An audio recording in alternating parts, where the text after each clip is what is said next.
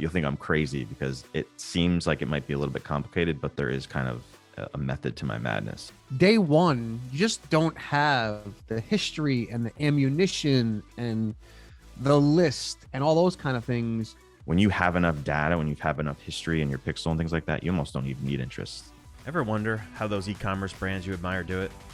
How they know just the right message to send to the right people at the right time? Guess what? It's not experience. They have the right data and the right tools. They have Klaviyo. Klaviyo's data-driven marketing automation platform is sophisticated enough to power those legendary campaigns from the brands you admire, but they made it simple, easy, and fast enough for anyone to use. Klaviyo helps brands easily create personalized multi-channel marketing campaigns using your most powerful asset, your customers' data.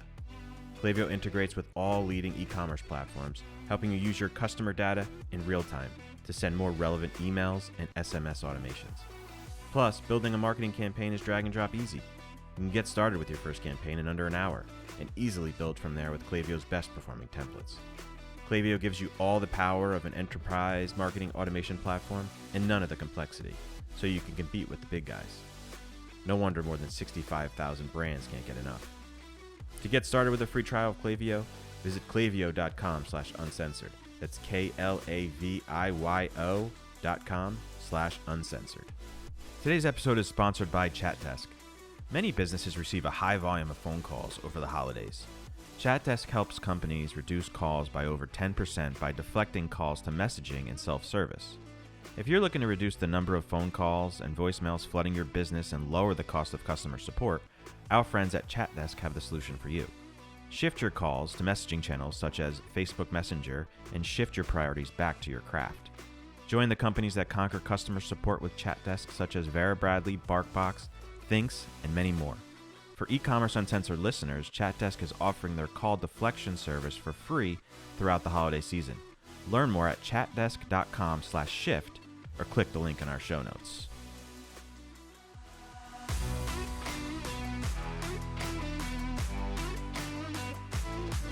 You're listening to E-commerce Uncensored with Kevin Manel and Jason Caruso.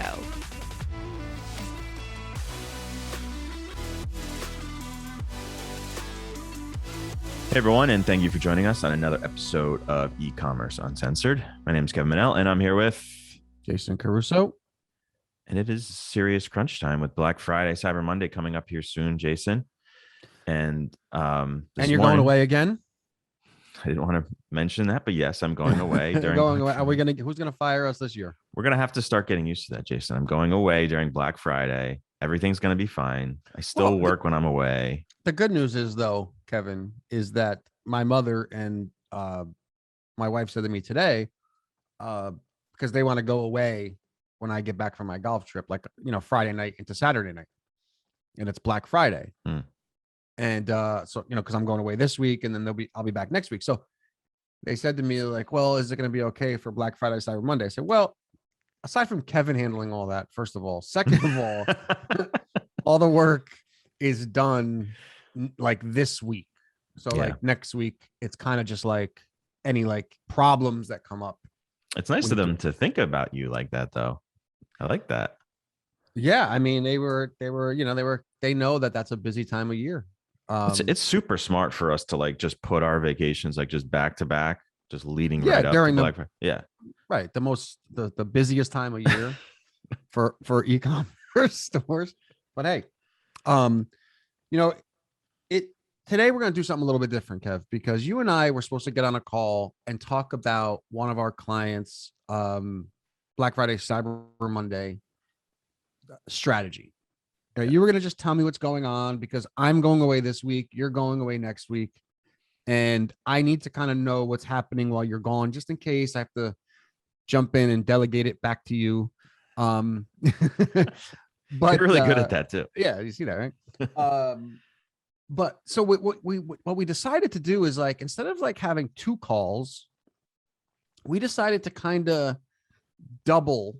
It was your idea to double the call, like kill two birds with one stone, so to speak, where we can talk about the project and sort of make it like a podcast, an episode.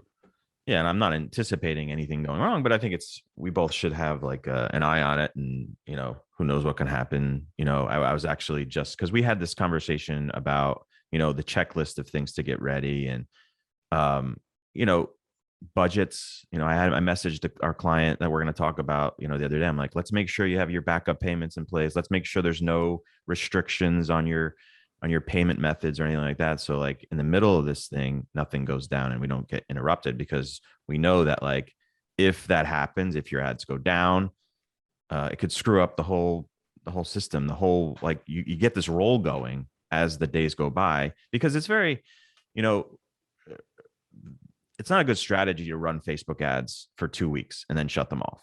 This is this is an interesting situation. That's what it is. So it's not optimal for Facebook to optimize an ad that's going to run for only 2 weeks, right? You usually run them for a long period of time. It's really the more time you give them, the better they perform. Right. So like if you just give them 2 weeks, it's not a lot of time to do their thing, so to speak. And, this time of year really comes down to data and having your, the pixel, giving the pixel enough data to work with. And that's really all this is all about, is just data. Like, and, I don't think that we're going to have any problems, Kevin, but what I do anticipate happening when you're gone is maybe Kim or somebody from the RevAir team coming to me and asking me, like, what do I think about maybe like adjusting the offer or adjusting something. I need to know what's going on in order to do that. Yeah. And so they have some really lofty goals for this year, and who knows, we could be scaling up at that time. So maybe going in, adjusting budgets and things like that. So, right.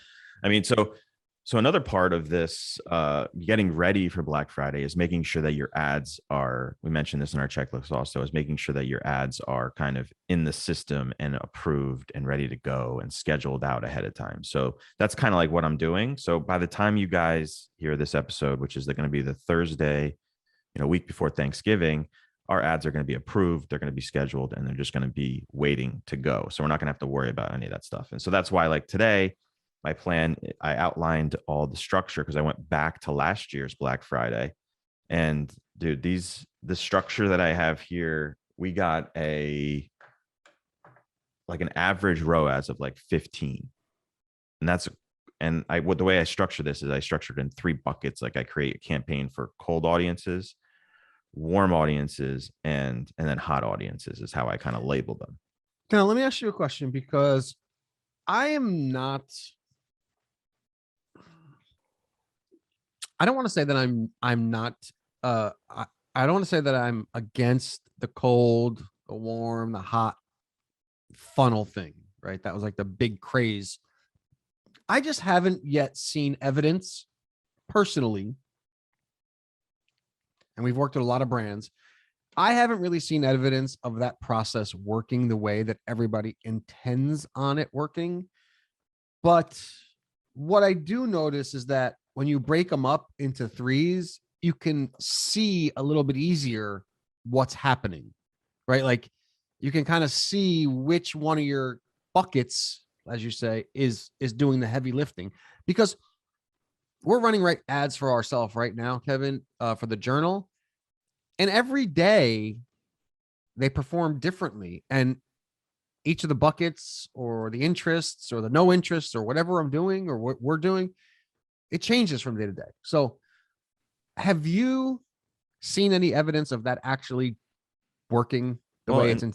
I think the biggest thing is the control, because I know you like the control. You hate the campaign budget optimization and all that. You want to be able to see what's working, even though you're just saying right now that you've never seen that work. But you don't No. I'm saying that like that process. Like to me, it's like it's a long process from cold to warm to hot, Now I think it's a lot more. That process is a lot more viable for gigantic companies who are at scale and they're trying to find new ways to bring in customers or new, people on the fringe of their audience. But for the most part, like most of us, with businesses, under whatever, 10, 15 million, I just haven't seen that work as it's intended. Cold, then bring them to warm, then bring them to hot, and then sell them. It's just a long process. Well, I don't think it's, I don't really use it as like a process to like bring them through a funnel necessarily, because it's not like, because I actually speak to them all the same. All the ads are exactly the same. The videos are the same. The text is the same. I use it more to like make sure that I'm bringing new people in. Like, so for instance, like my cold audiences, I'll just start laying this out for you right now, because you'll begin to understand kind of what my thought process is.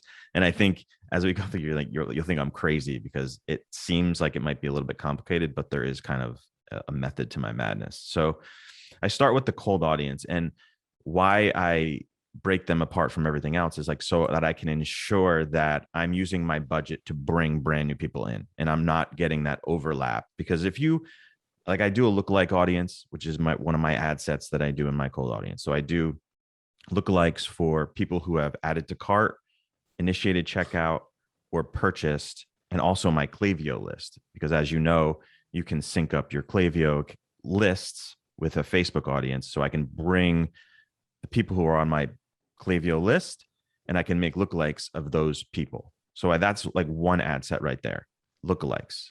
And, it depends on what you're doing.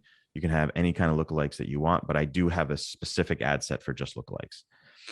And then I have just an interest-based ad set that I try to make as broad as possible. And almost what we're learning from what we're doing in the journal is like, when you have enough data, when you have enough history in your pixel and things like that, you almost don't even need interest. Like, you could just broaden it. And that's what the purpose of that is to make it as broad as possible to bring new cold people in. And then I use these new, this year, which is something I didn't use last year, is I used some of the new Shopify features that they have, which have these Shopify audiences that are just starting to get rolled out. I don't think everybody has access to them yet, but Shopify is rolling out these Facebook audiences, so they can create from their platform, create audiences for you and your Facebook account. And what they do is they look at their buyers, they look at your buyers, they look at all their network of Shopify buyers, and they can make audiences based on those, which I think is going to be a little bit of a game changer, because it really shows, and especially with the Facebook stuff that's going on and how Facebook can't see the data like they used to and see the events that they used to. Using that, I think, is kind of like a workaround to, hit more people. Now, to ensure that I get new people into this campaign, into these ads, I also exclude my other lists. So I exclude people who have purchased in the last 180 days. I exclude people who have added to cart over the last 180 days, initiated checkout, pretty much the people who have interacted with my company in any kind of way. So people, I get rid of the people who already have awareness around the brand. That way I can ensure that there's no overlap, and I'm bringing brand new people in. Because when you do these audiences, like a lookalike audience or an interest audience or these Shopify audiences, those people who have already interacted with your company are in those audiences. Does that make sense? Yeah. I mean, that way, then they're not new. That way, if I'm spending $1,000 a day on my cold campaign, I know that I'm spending $1,000 a day on a cold audience. I'm not then spending it to show it to, because Facebook has that frequency. So it'll show your ad in that campaign to that person more than once. You don't have to necessarily retarget them. They'll just continue to show it to those people in those audiences. So good. So far, so good, Jason. Makes sense? Yeah, that's fine with me. So then I have the warm side. I move over to the warm campaign. And let me just look at this real quick, because I wrote something down here wrong in my notes. So my warm campaign kind of is like the middle of the road engagement with the company.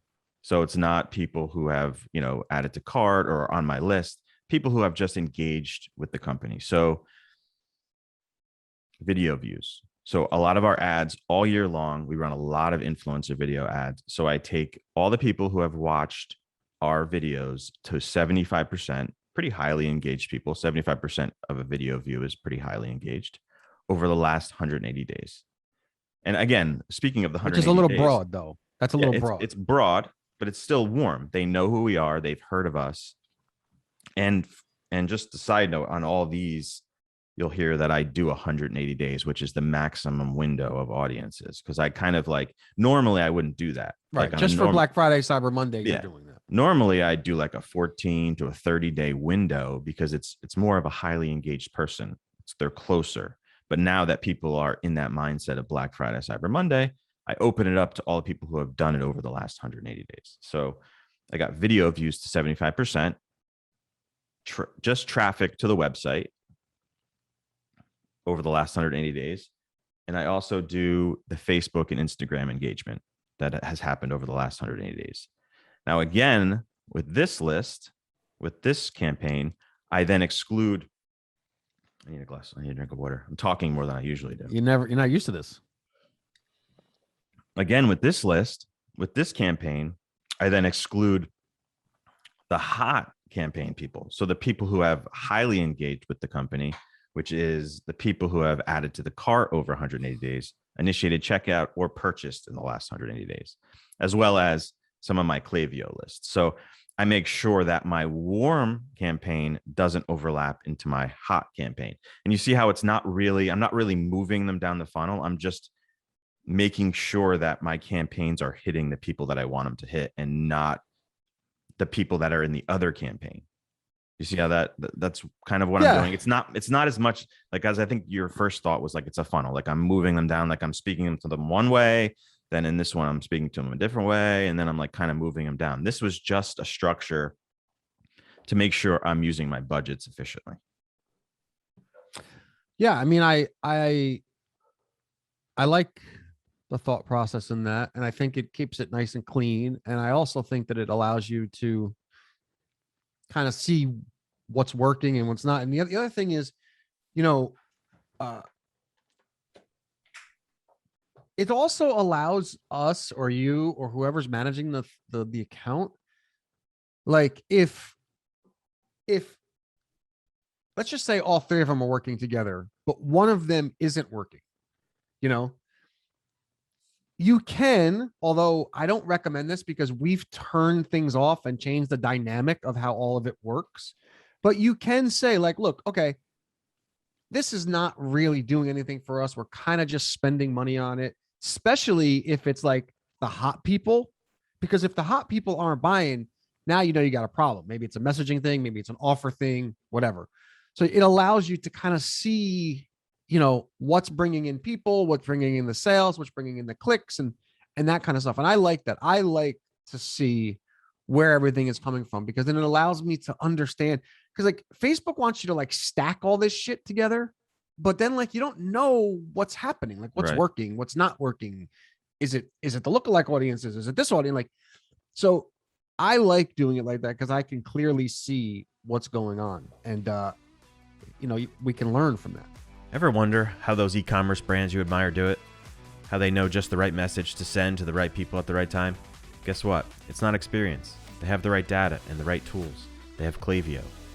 Klaviyo's data-driven marketing automation platform is sophisticated enough to power those legendary campaigns from the brands you admire, but they made it simple, easy, and fast enough for anyone to use. Klaviyo helps brands easily create personalized multi-channel marketing campaigns using your most powerful asset, your customers' data.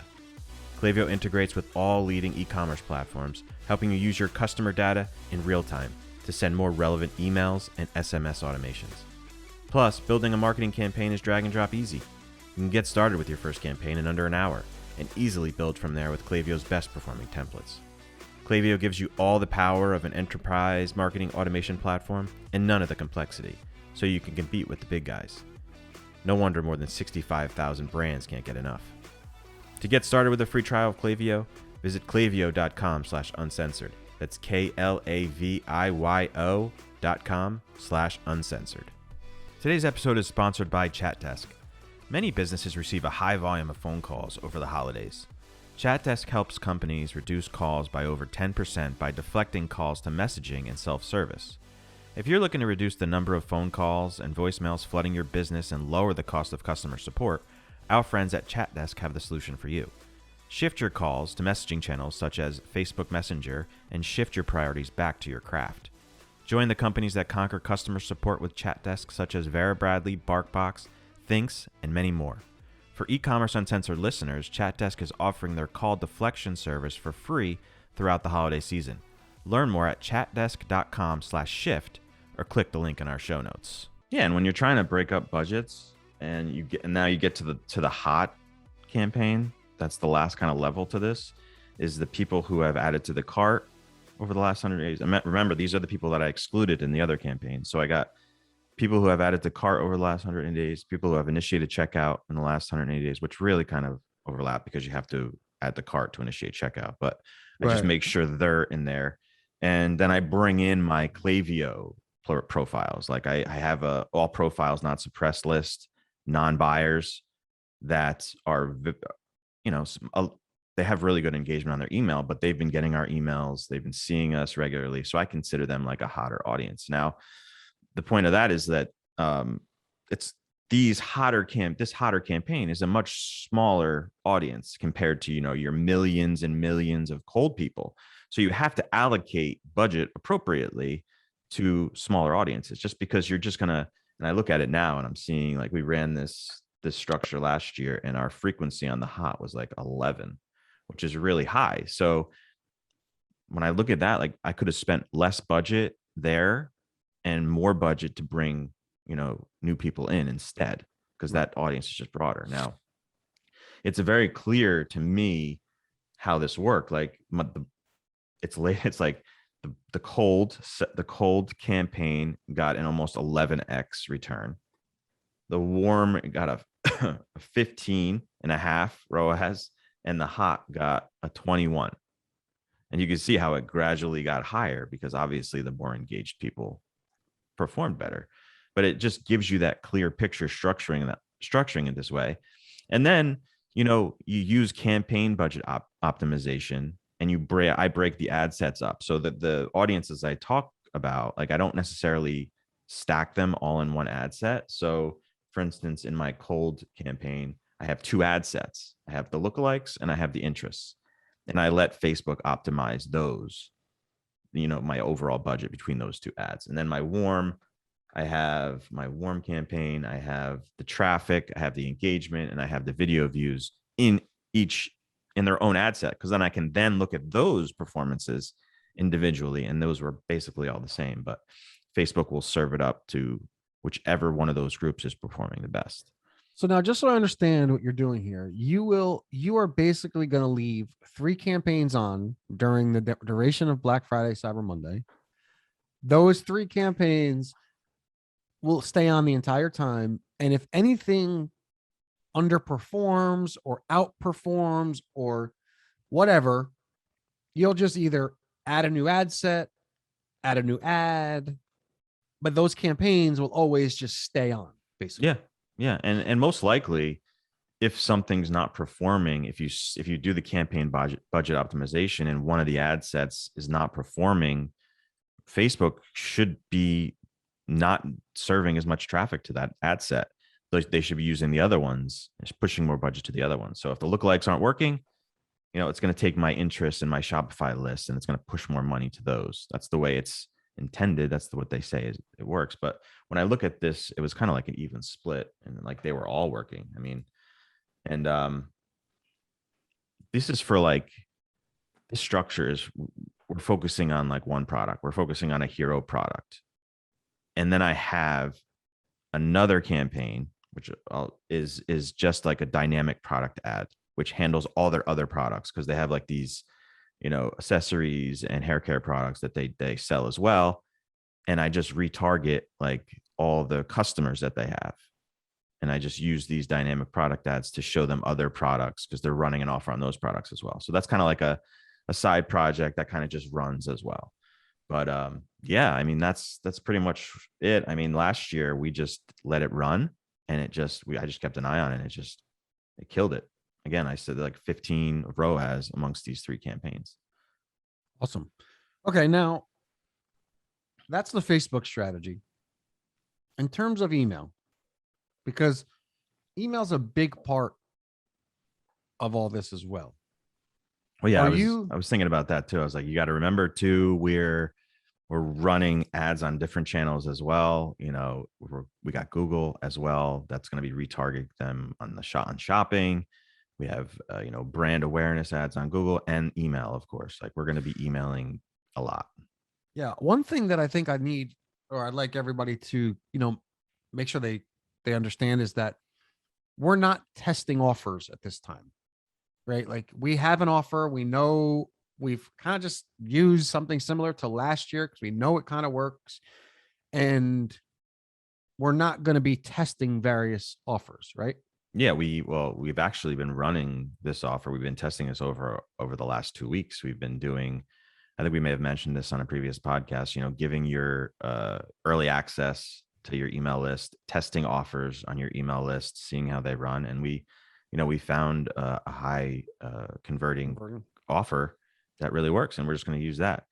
And right. No, but what I'm saying is you're not going to change offers like on different platforms and seeing which one works better. We're not doing that. No, none of that. No, we're past that stage.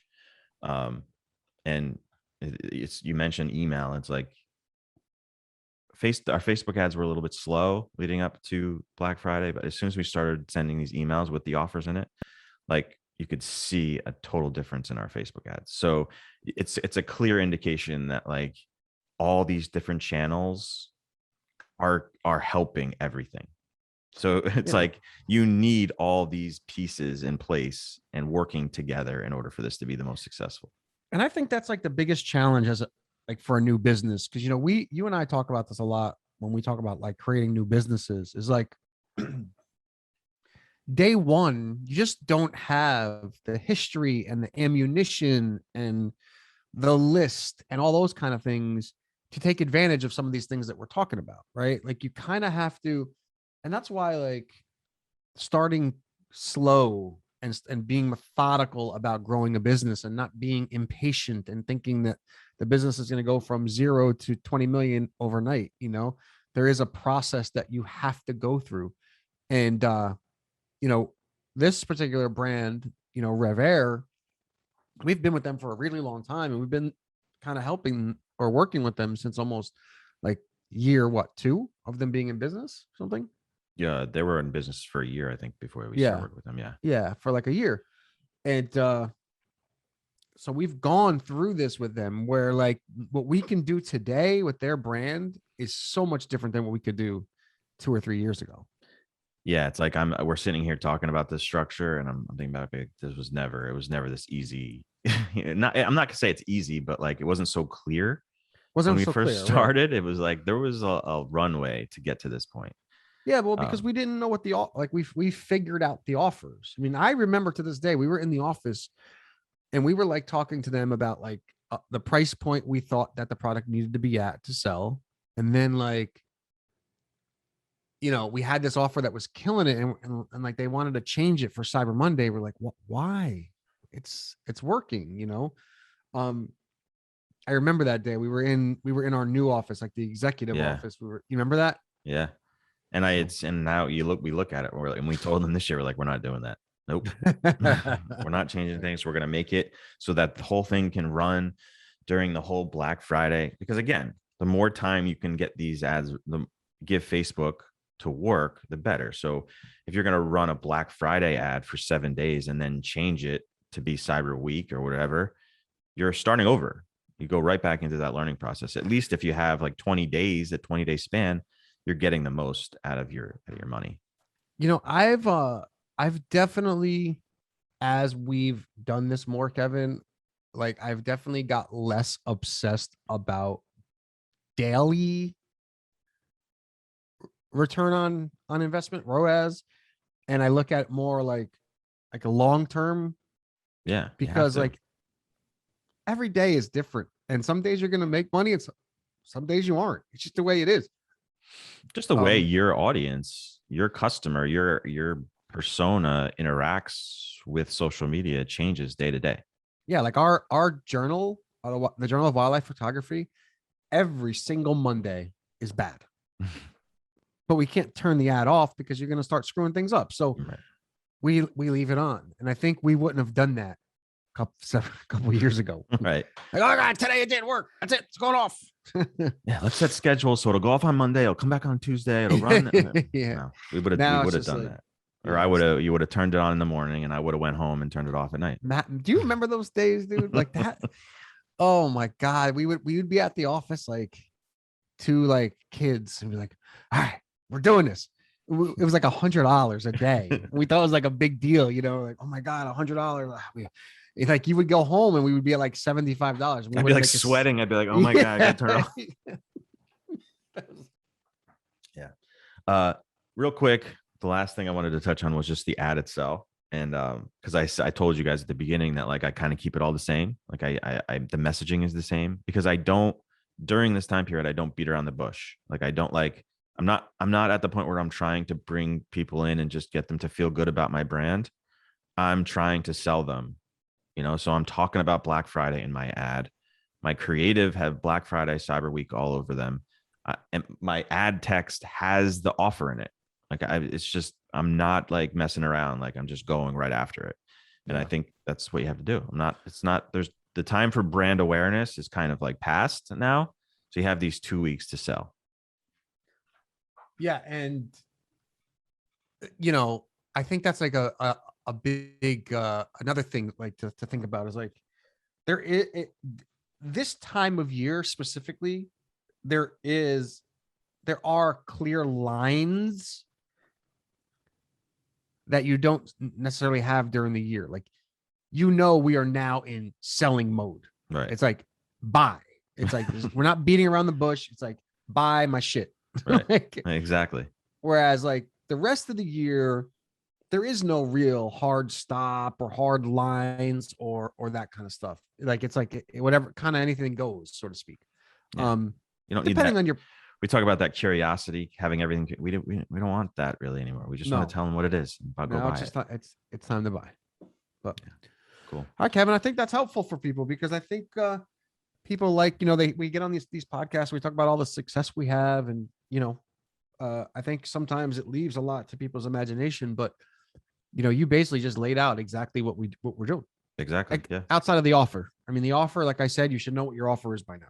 If you don't, then you're in trouble. Exactly. So, all right, cool. Well, we're a week out from Thanksgiving, so I wanted to wish everybody a happy Thanksgiving. Have a great holiday. Jason, have a great trip. Great golf Thank trip. you. Mm-hmm. I'll talk to you. And then when I get back, you'll be gone. Exactly. It's kind of nice that way. It's gonna be nice. Maybe we should do that throughout the whole year. Like, you go away, then I go away, then you go away, then I go away. Like, just back and forth. Yeah, we'll get a lot done. No, forget about a lot done. We'll be broke. Thank you guys so much for listening. Make sure you subscribe to the podcast so you don't miss anything. And as always, you can check us out at ecommerceuncensored.com. And we'll talk to you guys real soon. Later. Attention e-commerce founders, entrepreneurs, side hustlers, marketers, and growth hackers. If you're working around the clock to build your dream e-commerce business, you need an e-commerce marketing platform that works just as hard as you do. That means you need Klaviyo. With Klaviyo, you'll delight customers and drive revenue at the same time. With personalized email and SMS marketing campaigns, you can design and send in minutes. For more, visit klaviyo.com/uncensored. That's KLAVIYO.com/uncensored.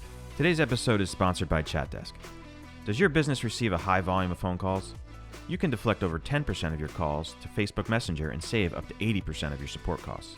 For e-commerce uncensored listeners, ChatDesk is offering their call deflection service for free throughout the holiday season. Learn more at chatdesk.com/shift or click the link in our show notes.